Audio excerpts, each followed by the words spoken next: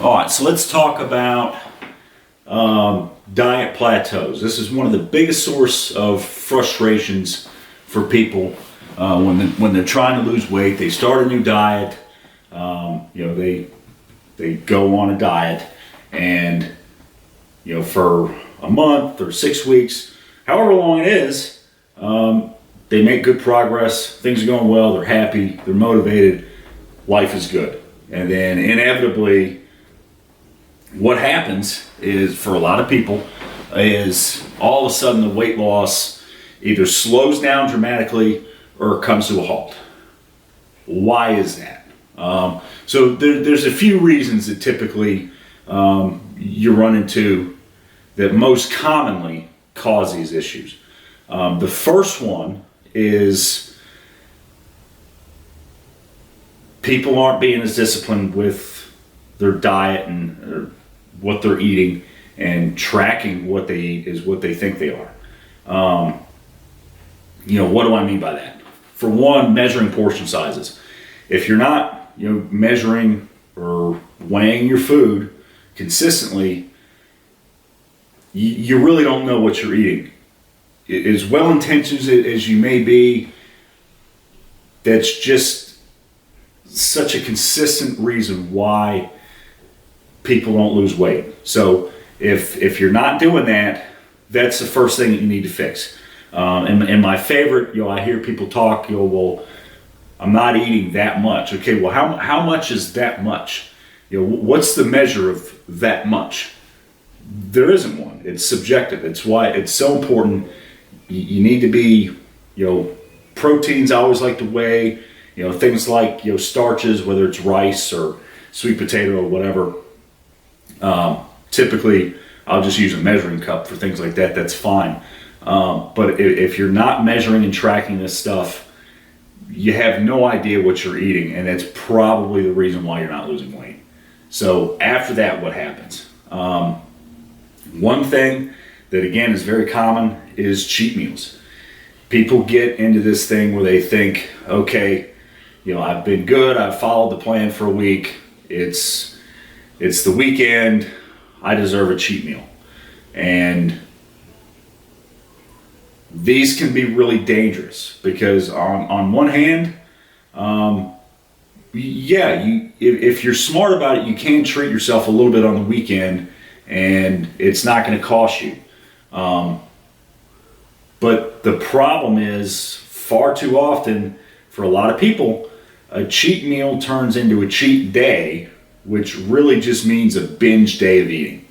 They've been good all week, and all of a sudden it's the weekend, and they want waffles with syrup for breakfast, and they want a burger for lunch, and there's a football game on or something. They want pizza for dinner or nachos or whatever it is, and of course they're going to have a couple beers with that, and maybe you need to be eating 2,200 calories to lose weight, and you unwittingly just stuff down 3,500, and then you wonder why you're not losing weight.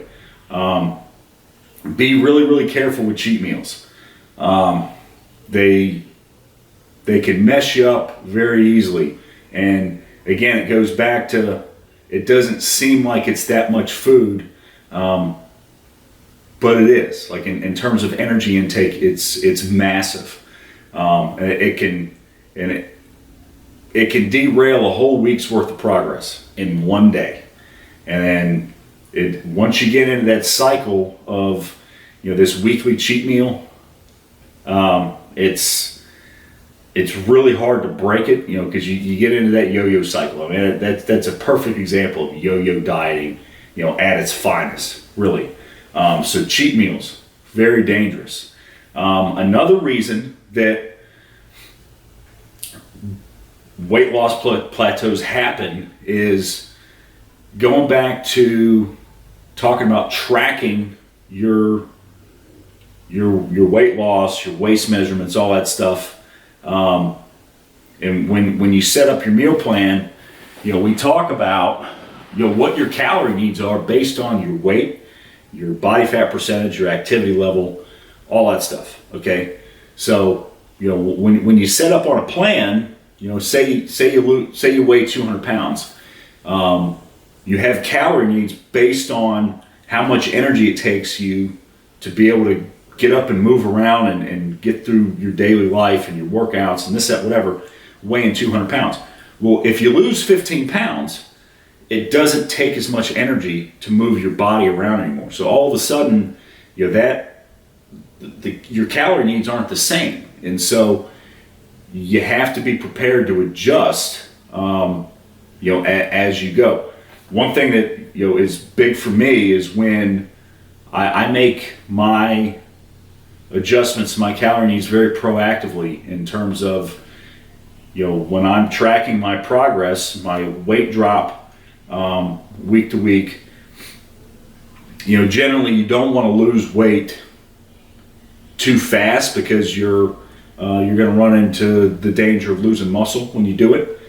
So generally you'll hear people say you want to lose weight at about 1% per week, which if you weigh 200 pounds, that's 2 pounds a week that you can, generally speaking, safely lose without losing muscle.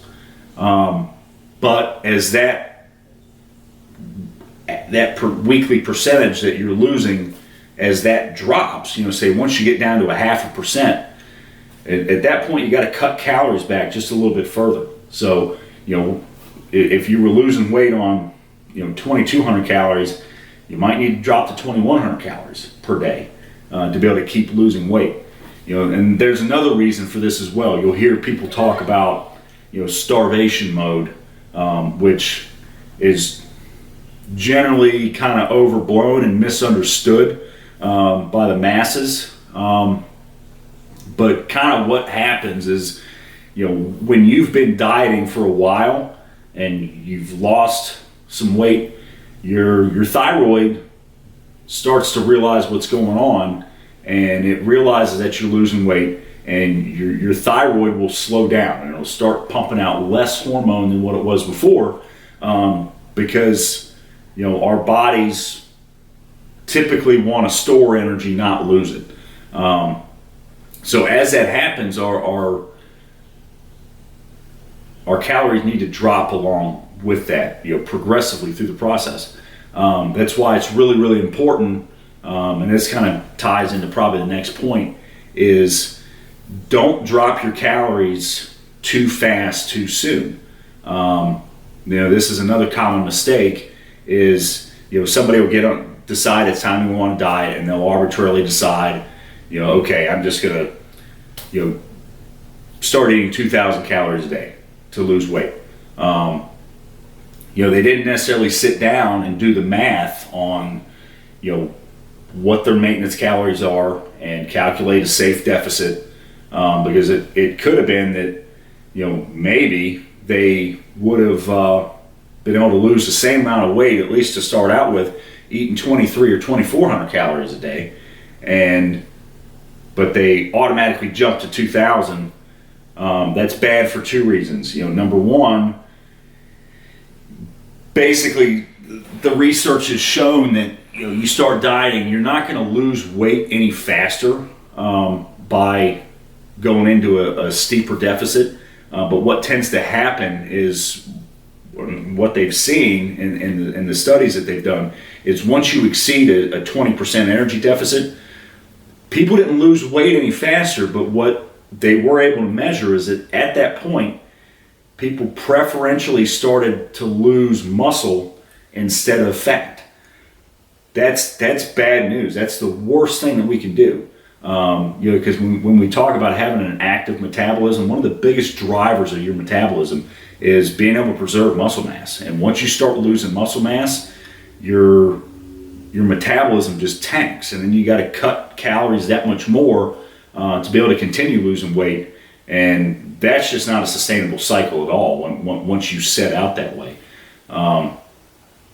So again, it's important to start your diet out the right way with calculating your calorie needs properly, and keep your calories as high as you can, and drop them as you need to. Don't just arbitrarily launch into, okay, well, I'm aggressive, I'm gung ho, I want to get after it, so I'm just 1,800 calories a day, whatever it takes, because you're still going to get to a point where you hit a plateau at eating 1,800 calories a day. I mean, what are you going to do then?